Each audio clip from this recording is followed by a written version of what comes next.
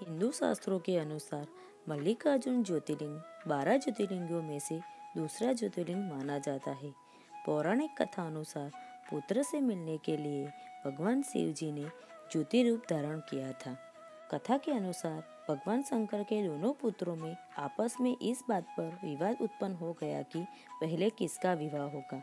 जब श्री गणेश और श्री कार्तिकेय जब विवाद में किसी हल पर नहीं पहुंच पाए तो दोनों अपना अपना मत लेकर भगवान शंकर और माता पार्वती के पास गए।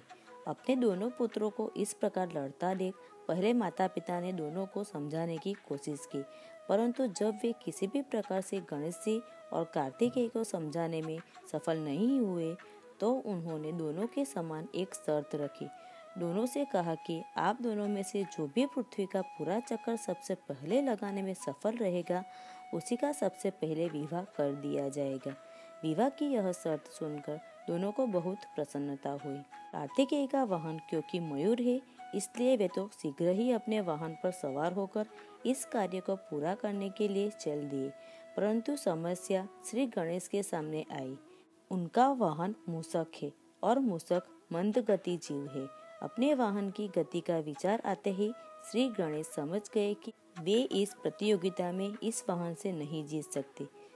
वह श्री गणेश से चतुर्बुद्धि है, तभी तो उन्होंने बुद्धि का देवस्थान प्राप्त किया है। बस उन्होंने क्या किया, उन्होंने प्रतियोगिता जीतने का एक मध्य मार्ग निकाला और शास्त्रों का अनुसरण करते हुए अपने माता पिता की प्रदक्षिणा करनी प्रारंभ कर दी।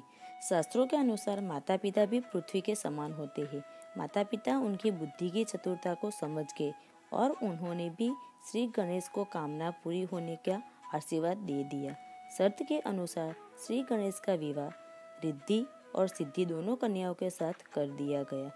पृथ्वी की प्रदक्षिणा कर जब कार्तिकेय वापस लौटे तो उन्होंने देखा कि श्री गणेश का विवाह तो हो चुका है और वे शर्त हार गए हैं। श्री गणेश की बुद्धिमानी से कार्तिकेय नाराज होकर श्रीशैल पर्वत पर चले गए। श्रीशैल पर्वत पर माता पार्वती पुत्र कार्तिकेय को समझाने के लिए गई और भगवान शंकर भी यहाँ ज्योतिर्लिंग के रूप में अपने पुत्र से आग्रह करने के लिए पहुँच गए।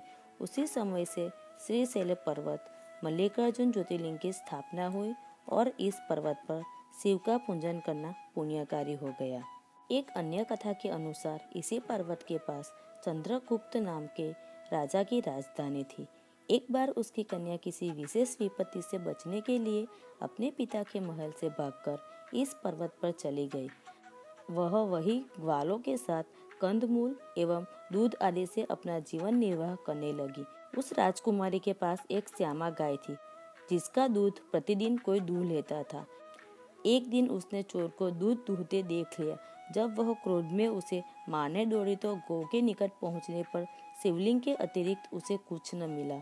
बाद में शिव भक्त राजकुमारी ने उस स्थान पर एक भव्य मंदिर का निर्माण करवाया और तब से भगवान मल्लिकार्जुन वही प्रतिष्ठित हो गए। कहते हैं कि मल्लिकार्जुन शिवलिंग का दर्शन पूजन एवं अर्चन करने वाले भक्तों को सभी मनोकामनाएं पूर्ण हो जाती है।